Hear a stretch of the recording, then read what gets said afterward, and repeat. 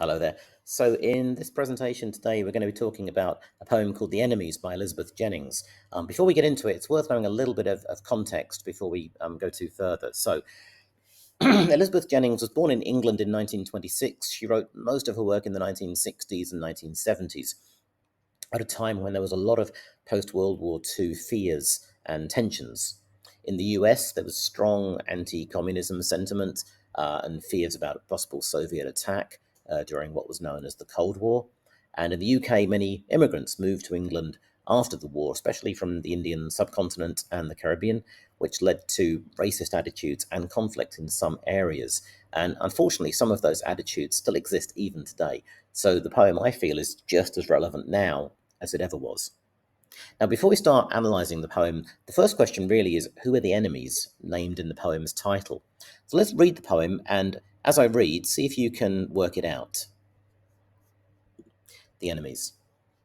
Last night they came across the river and entered the city. Women were awake with lights and food. They entertained the band, not asking what the men had come to take, or what strange tongue they spoke, or why they came suddenly through the land. Now in the morning all the town is filled with stories of the swift and dark invasion. The women say that not one stranger told the reason for his coming. The intrusion was not for devastation. Peace is apparent still on hearth and field. Yet all the city is a haunted place. Man meeting man speaks cautiously. Old friends close up the candid looks upon their face. There is no warmth in hands accepting hands. Each ponders, better hide myself in case those strangers have set up their homes in minds I used to walk in. Better draw the blinds, even if the strangers haunt in my own house. Now, if you finish listening and you're still not really sure who the enemies are, that's okay. It's not as obvious as it first appears. So let's take a bit of a deeper look at this. Now, in stanza one, immediately there's a sense of tension as we learn that they arrived under cover of darkness. The enjambment at the end of line one acts like a cliffhanger as we wonder what they did. We find out in line two that they merely arrived and entered the city, but then have to pause again due to the caesura after city. The full stop makes us wait, almost like the men waiting on the border of the city, ready to, well, we don't really know yet. Note how Jennings uses like quite hard consonant sounds to announce this arrival too, as they came across the river. We'll come back to this a bit later. Now, this is all pretty vague stuff. The people who come are called they three times. There is another they also in there, but that refers to the women. We don't learn much about these people, and we also don't even know the location. Many cities are built near rivers, so that doesn't really help us either. And I think that's quite deliberate to make this situation generic, basically suggesting this could happen anywhere. Now, at the start, the speaker is very literal, and there's not much figurative language. The speaker simply says what happened using quite basic verbs. Came, entered, spoke. Although there's a lot of vague language, there's also a sense, I think, immediately of them and us, which is developed much more later on. You may have also noticed that it's the women who are there to greet the men with lights and food, and the people who came are only described as men, which, if we're being stereotypical, may add to a sense of danger. However, the women appear to be expecting these men as they have stayed up for them and then entertain the group or band of people.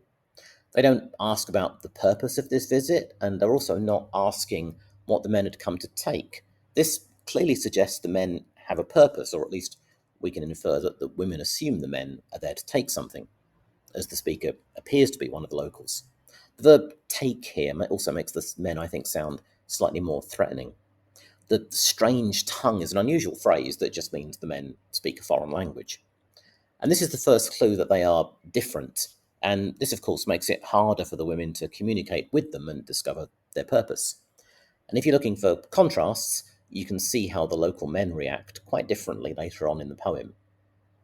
Now, the last three lines of this stanza describe the lack of questions. The women don't ask what the men will take, nor what language they speak, or what their purpose is.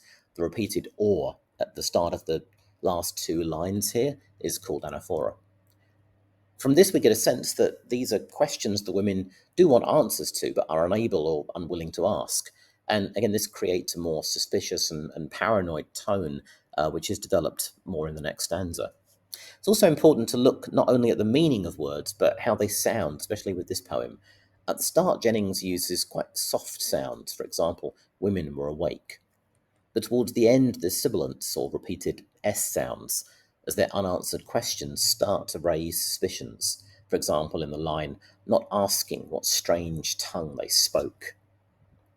Now, in the second stanza, there's a shift in time, and it's now morning. Note the enjambment again at the end of line 1. We may expect the speaker to say the town is filled with invaders. Instead, it's filled with stories, rumour, and gossip about this dark invasion. The biggest danger to the people here appears to be paranoia. The second line here now has even heavier sibilants when we hear of stories of the swift and dark invasion. This snake-like sound evokes a sense of, again, suspicion and mistrust, even though the men still haven't actually done anything bad. Invasion is a strong word, and it's one that used by politicians even today to talk negatively about migrants. The adjective dark suggests these men are a threat, or possibly it's more about how they're perceived. If you want to take it further, maybe there's even a racial element here, as it could describe the skin colour of the men. In my dictionary, an invasion is described as an incursion of an army for conquest or plunder. Now, that's not what's going on here, and that's made even clearer in the next few lines. Again, the speaker says quite clearly the intrusion was not for devastation. Any possible thoughts of devastation appear to be only in the minds of the locals. The final line is a simple, clear statement. Peace is apparent, shows us that the fears of this invasion are unfounded. But this doesn't stop the rumours and fear from spreading. And we hear more about this in the next stanza. Now, the first line here shows us that despite the peace, the place has changed. The place is haunted, but not because of ghosts from the past, but rather the present, in the form of suspicion. These doubts are haunting everyone's minds as they wonder what these men want and what they're here for. Remember how Jennings used those hard sounds to describe the men who came across the river.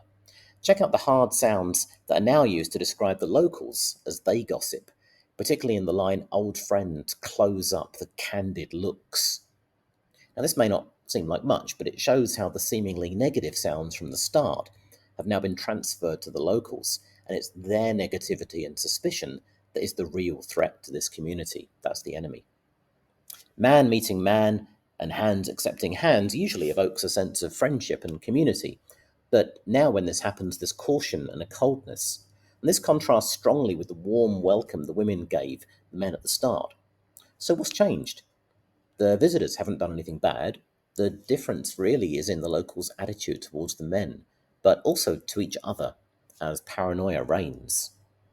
Now, in the final section, we hear the internal thoughts of the people. They now imagine the men have infiltrated the attitudes of the locals and set up their homes in mines I used to walk in. The reaction to this is to close off their homes even more. When they draw the blinds on their windows to shut out the outside world, it's quite easy to see this as a metaphor for how their minds are also closed off to the strangers. Now, is this fear irrational? That's a good question, as Jennings explores how people react to change in general. When a group of men from somewhere else arrive in our town, is our caution justified?